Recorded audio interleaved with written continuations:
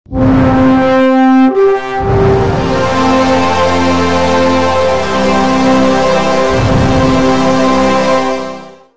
High school ఆధునీకరణ పనులను పరిశీలించిన ఎంపీ వేమిరెడ్డి ప్రభాకర్ రెడ్డి మంత్రి నారాయణ స్కూల్లో జరుగుతున్న పనులను అడిగి తెలుసుకున్న ఎంపీ ప్లే గ్రౌండ్ ఏర్పాటుపై వివరించిన అధికారులు. MP Vemireddy Prabhakar Reddy comments. VRC ఆధునీకరణపై నారాయణ సార్ చెబితే చూద్దామని వచ్చా. మహాద్భుతంగా స్కూల్ ని ఆధునీకరిస్తున్నారు. పేద పిల్లల కోసం చేపట్టిన ఈ కార్యక్రమం చాలా గొప్పది. శిథిల స్థితిలో ఉన్న విఆర్ హై స్కూల్ రూపురేఖలే మారిపోయాయి. ప్లే గ్రౌండ్ బ్రహ్మాండంగా తయారు చేస్తున్నారు. తల్లిదండ్రులు పని ముగించుకొని వచ్చే వరకు పిల్లలు ఆడుకునేందుకు ఆట వస్తువులు ఏర్పాటు చేస్తున్నారు. ఉచిత భోజనం, స్నాక్స్, ట్రాన్స్పోర్ట్ సౌకర్యం కల్పిస్తున్నారు. హైదరాబాద్ లోని ది బెస్ట్ స్కూల్ కి ధీటుగా విఆర్సీ సిద్ధమవుతోంది. 2000 మంది పేద పిల్లలకు కార్పొరేట్ విద్య ఉచితంగా అందించడం సామాన్య విషయం కాదు.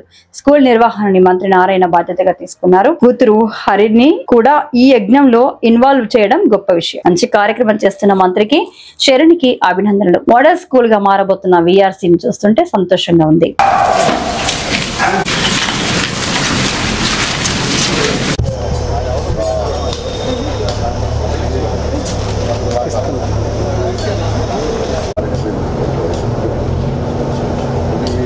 పేరెంట్స్ అంతా బయట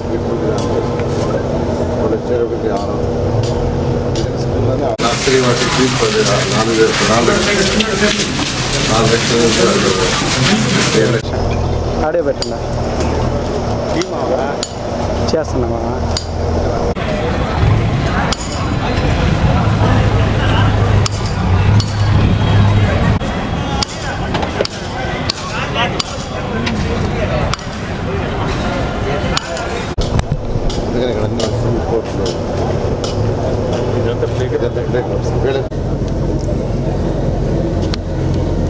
అందరికీ నమస్కారం.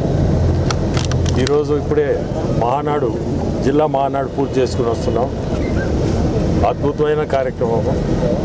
అక్కడి నుంచి నేరుగా విఆర్ హై స్కూల్, అంటే విఆర్ హై స్కూలు పాతబడిన విఆర్ హై స్కూల్, పనికిరాని స్థితిలో ఉన్న విఆర్ హై స్కూలు క్లోజ్ అయిపోయి ఈరోజు అక్కడి నుంచి ఇక్కడికి రావడం, ఇది చూసి నా ఓటోడికి ఎక్కడ కూడా పేద ప్రజలకి చేయడం అంటే అదొక మంచి లక్షణం.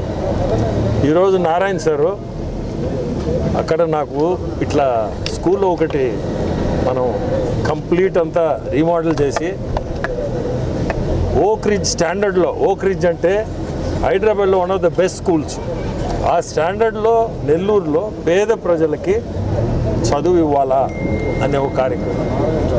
సో సరే అని చెప్పి నేను వచ్చాను, చూశాను. ఇది చూస్తే స్కూలు సరే, అసలు ఆ రూమ్లో, క్లాస్ రూమ్లు అన్నీ బ్రహ్మాండంగా చేస్తున్నారు. దాంట్లో మళ్ళీ లాన్స్ కానీ అన్నీ కూడా చాలా బాగా చేశారు. అన్నిట్లకంటే ముఖ్యమైనది దీని ముందు ఇప్పుడు ఈ గ్రౌండ్ని తయారు చేస్తున్నారు, ప్లే గ్రౌండ్. ఈ ప్లే గ్రౌండ్ కాన్సెప్ట్ ఏంటంటే, ఈ పేద పిల్లలు వాళ్ళ తల్లిదండ్రులు రోజు కూలి మీద ఇల్లు వదిలిపెట్టేసి పోయి సాయంత్రానికి వచ్చే టైంకి ఈ పిల్లలు ఇంటికి పంపించినా ఎవరు ఉండరు, కూలికి పోయేవాళ్ళ పిల్లకాయలు వీళ్ళంతా, అటువంటి వాళ్ళు చదివేయాలని కోరిక. సో ఈ గ్రౌండ్ కూడా తయారు చేసి వాళ్ళ పిల్లల పేరెంట్స్ 6కి వస్తారో, 5కి వస్తారో, 6కి వస్తారో, అప్పుడు దాకా ఏదో వాళ్ళని ఖాళీగా ఇంటికి పంపించలేకుండా ఇక్కడనే ఈ ప్లే గ్రౌండ్ ఒకటి తయారు చేసి వాళ్ళని ఆ టైంకి ఇంటికి చేరేటట్టుగా ట్రాన్స్పోర్ట్ ప్రొవైడ్ చేస్తున్నారు. Free transport, morning breakfast, snacks అన్నీ కూడా మొత్తం ఫ్రీ ఆఫ్ కాస్ట్. సార్ వాళ్ళ అంటే రెస్పాన్సిబిలిటీ కూడా ఉండాలి, చేయడం వదిలేయడం అనేది కాదు. రెస్పాన్సిబిలిటీ అనే దానికి ఆయన సొంత చిన్న కూతురు శరణిని ఇన్వాల్వ్ చేసి పెడుతున్నాడు. అది కూడా ఒక మంచి, ఎందుకంటే మన రెస్పాన్సిబిలిటీ చేసేసి వదిలేయడం అంటే రెస్పాన్సిబిలిటీ కాదంట. బట్ ఇంట్లో మనిషినే రెస్పాన్సిబుల్గా పెడుతున్నా అంటే పేద పిల్లలకి అంత శ్రద్ధ తీసుకొని చేయడం అంటే చాలా గొప్ప విషయం.